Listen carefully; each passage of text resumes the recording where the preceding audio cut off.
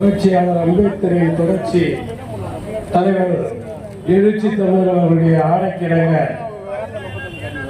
இந்திய அரசு கொண்டு வந்திருக்கிற வகுப்பு திருத்த சட்ட மசோதாவை எதிர்த்து திருவண்ணாமலை ஒருங்கிணைந்த மாவட்டத்தின் சார்பாக நடைபெற்றுக் கொண்டிருக்கிற இந்த ஆர்ப்பாட்டத்தை தலைமையேற்று நடத்தி கொண்டிருக்கிற மாவட்ட செயலாளர்கள் நியூட்டன் அவர்களை, முத்து அவர்களை, மதியழகன் அவர்களை, அசுர வடிவேல் அவர்களை, வளர்மதி அவர்களை, கண்டன உரை நிகழ்த்தி சென்றிருக்கிற மாவட்ட மண்டல துணை செயலாளர் மேத்தா அவர்களை, முன்னாள் மாவட்ட செயலாளர்கள் அம்பேத் வளவன் அவர்களை, விடுதலை கடன் அவர்களை, சங்க தமிழன் அவர்களை, ராமச்சந்திரன் அவர்களை, சாரதி அவர்களை, மாநில பொறுப்பாளர்கள் வழக்கறிஞர் சவுந்தர் அவர்களை, சாலையூர் சுப்பிரமணி உள்ளிட்ட மாநில மாவட்ட ஒன்றிய நகர பொறுப்பாளர்களை, இஸ்லாமிய இயக்கங்களுடைய பொறுப்பாளர்களை, இந்த கூட்டத்திலே திரளாக கலந்து கொண்டிருக்கிற தலைவர் எழுச்சி தமிழர் அவருடைய உயிரினும் உயிரான விடுதலை செலுத்துகிற உங்கள் அனைவருக்கும் என்னுடைய பணிவார்ந்த வணக்கத்தை தெரிவித்துக் கொள்கிறேன். மோடி தலைமையிலான பாசிச பாஜக அரசு தொடர்ந்து ஜனநாயகத்திற்கு எதிராக, சமூக நீதிக்கு எதிராக இந்த நாட்டில் இருக்கிற இஸ்லாமியர்கள், கிறிஸ்தவர்கள், தலித்துகள், இடதுசாரிகள் உள்ளிட்ட அனைவருக்கும் எதிராக புதிய புதிய சட்டங்களையும் பல்வேறு அடக்குமுறைகளையும் அரங்கேற்றி வந்து கொண்டிருக்கிறது. அந்த வகையிலே இஸ்லாமியர்களுக்கு சொந்தமான வகுப்பு வாரியத்திற்கு அதை நிர்வகிக்க அந்த சமூகத்தில் இருக்கிற கொடைவள்ளல்கள் தானமாக அசையும் சொத்துகள், அசையா சொத்துக்கள் என்று பல்வேறு சொத்துக்களை அந்த வாரியத்திற்கு கொடுத்து அந்த சொத்தை மதத்திற்காகவும் சேவைக்காகவும், அதாவது கல்வி, பொருளாதாரம் உள்ளிட்ட பல்வேறு சேவைகளுக்காகவும் அது உருவாக்கப்பட்டிருக்கிறது. அதை எப்படியாவது கொள்ளையடிக்க வேண்டும் என்கிற எண்ணத்தோடு இந்த பாரதிய ஜனதா அரசு அதில் ஒரு திருத்தத்தை கொண்டு வந்திருக்கிறார்கள். கிட்டத்தட்ட 44 திருத்தங்கள். காலத்தின் அழுவை கருதியும் அதனை கொடுமை கொண்டும் ஒரு சில வழிகள் மட்டும் நான் பேச நினைக்கிறேன். 44 திருத்தங்களில் ஒரு திருத்தம் என்பது அந்த வாரியத்திலே இஸ்லாமியர் அல்லாதவர்களை உறுப்பினராக சேர்க்க வேண்டும் என்று சொல்லியிருக்கிறார்கள். மாநில அளவிலான வாரியத்தில் 2 பேரும், மாநில அளவிலான வாரியத்தில் 2 பேரும் சேர்ப்பதாக சொல்லியிருக்கிறார்கள். மேலும் இதற்கு கொடை வழங்குகிறவர்கள் 5 ஆண்டு காலம் இஸ்லாத்திலே இருக்க வேண்டும் என்கிற ஒரு புதிய சட்டத்தை கொண்டு வந்திருக்கிறார்கள்.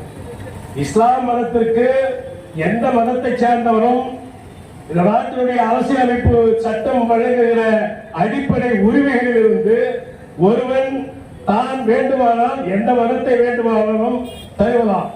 அப்படி ஒரு இந்து கூட இன்றைக்கு இஸ்லாம் மதத்தை தழுவி நாளையோ நாளை மறுநாளோ அவன் கோடிக்கணக்கான சொத்துக்களை அந்த வாரியத்திற்கு வழங்கலாம்.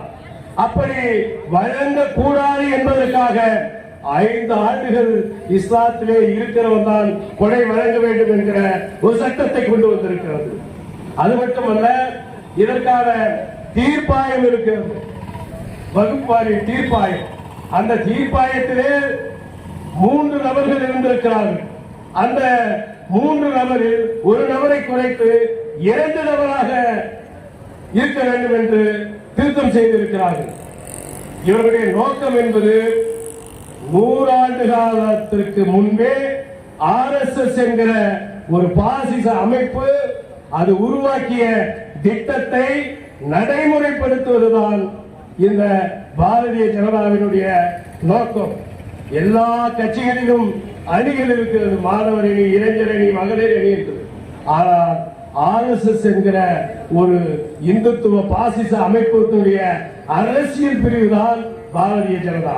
இந்த பாரதிய ஜனதா முழுக்க முழுக்க RSS என்ன சொல்லுகிறதோ அதை செய்கிறார்கள்.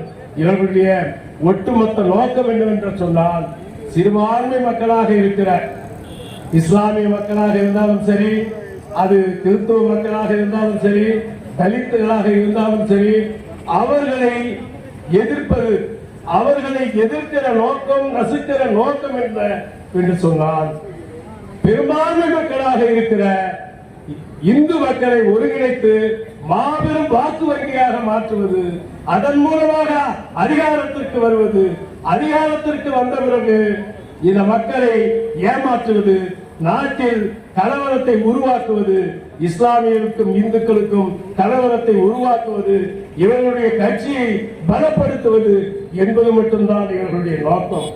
அதிலே குறிப்பாக புரட்சியாளர் அம்பேத்கர் எழுதி தந்த அரசியலமைப்பு சட்டத்தை அடியோடு தகர்க்க வேண்டும் என்பதுதான் இந்த பாரதிய ஜனதாவினுடைய நோக்கம்.